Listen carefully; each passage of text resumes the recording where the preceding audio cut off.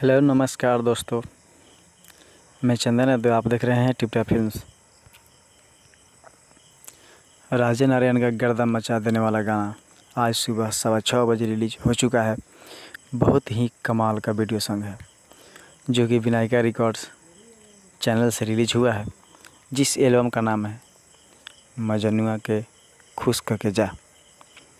Music director है विनय शर्मा। तो video में बहुत ज़्यादा मज़ा आने वाला है भाई।